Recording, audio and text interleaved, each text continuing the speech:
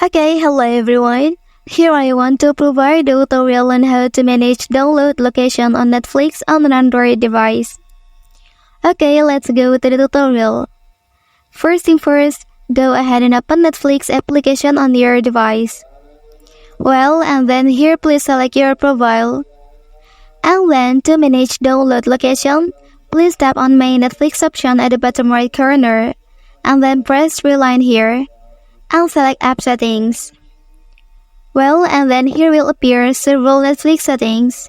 And then to manage download location, you can select this option. Since I don't install a storage device such as SD card, and then here I cannot to change my download location.